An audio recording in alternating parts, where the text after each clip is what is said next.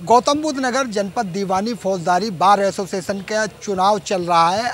आज पहले दिन नामांकन हुए हैं और अध्यक्ष पद और सचिव पद के लिए नामांकन हुए। कल भी नामांकन होंगे और 24 तारीख को मतदान होगा, उसी दिन रिजल्ट आ जाएगा। हमारे साथ अध्यक्ष पद के प्रत्याशी हैं जो कि अभी नामांकन नहीं किया है, कल नामांकन करेंगे बंसल जी। तो जानते हैं अगर बंसल जी पर अगर उनको अधिवक्ता समाज चुनता है तो उनकी क्या प्राथमिकता रहेंगी। बंसल जी, पहले तो नाव नोडा पर आपका बहुत बहुत स्वागत।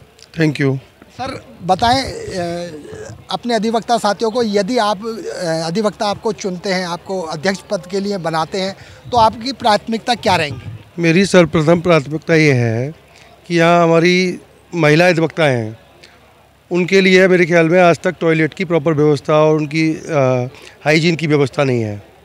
तो मच बेटर है कि उनकी जो हाइजीन होगी उसकी व्यवस्था की जाएगी।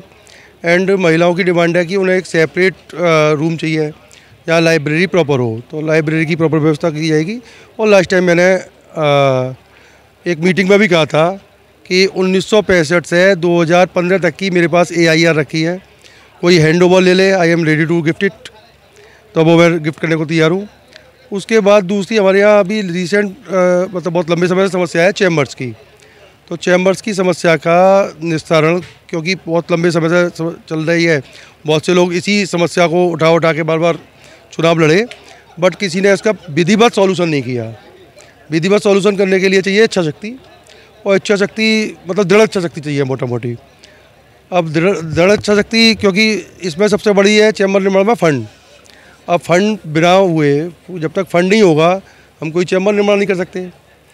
अब फंड के लिए व्यवस्था, अभी परसों चैम्बर भी अधिवक्ताओं की मीटिंग थी, मैंने वहाँ अपने व्यूज़ दिए थे। फ़ंड की व्यवस्था करने के लिए, क्योंकि चैम्बर का जो फ़ंड है, ह्यूल फंड चाहिए, लाइक 25 से 30 करोड़ के बीच। अब 25 से 30 करोड़ रुपये ना तो सांसद निधि से मिलेगा, ना विधायक निधि से मिलेगा, और गवर्नमेंट भी बहुत ज़्यादा इंटरेस्टेड नहीं होगी, क्योंकि गवर्नमेंट तो आप कहाँ से थे।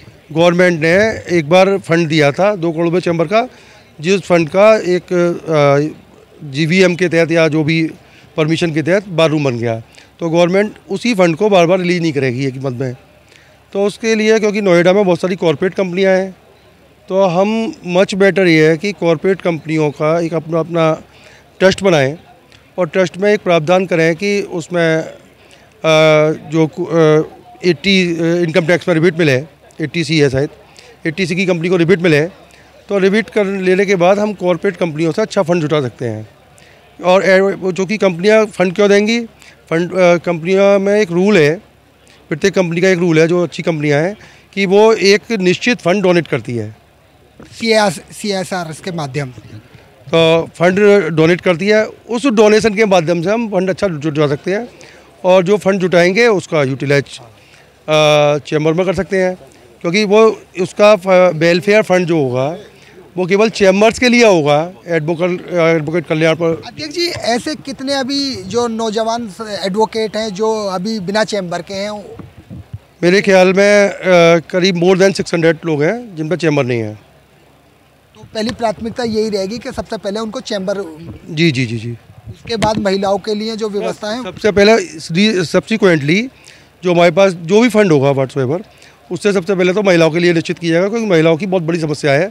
क्योंकि महिलाओं को चाहिए हाइजीन, और प्रॉपर हाइजीन हो, उनका टॉयलेट प्रॉपर सफाई की व्यवस्था हो। जनरली देखा है कि महिलाओं के टॉयलेट साफ़ नहीं है बिल्कुल, और वहाँ एक सिक्योरिटी भी नहीं है कि भाई अभी महिलाएं कोई अंदर गई है, बाहर से कोई न्यूसेंस एलिमेंट आ गया, तो ये प्राय सुनने को मिलता है। तो उसके लिए एक सबसे बड़ी दिक्कत है कि एक उसकी सिक्योरिटी है वो, कि कोई भी अंदर ना जाए, और प्रॉपर उसकी विधिवत रूप से सफाई हो। और उसके बाद महिलाओं की एक मांग है कि उन्हें एक बाथरूम में लाइब्रेरी वगैरह दी जाए, तो लाइब्रेरी वगैरह दी जाएगी।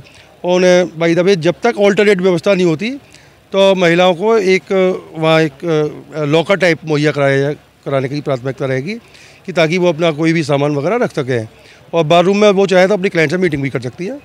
ये तो ये थे जो अध्यक्ष पद के लिए एडवोकेट साहब हैं, जो संतोष कुमार बंसल जी, जिन्हों का कहना है कि सबसे पहले जो प्राथमिकता होगी इनकी, जो नए अधिवक्ता हैं उनके लिए चैम्बर, और उसके बाद महिलाओं के पिंक टॉयलेट और उनकी सुरक्षा और तमाम अन्य मुद्दों को लेकर ये चुनावी मैदान में है। अब देखना होगा कि आगे आने वाली 24 दिसंबर को जो अधिवक्ता समाज है वो अपने अध्यक्ष पद और सचिव और अन्य तमाम पदों के लिए किन किन को वो चुनते हैं। जनपद दीवानी फौजदारी न्यायालय से यूनुस आलम, नाव नोएडा।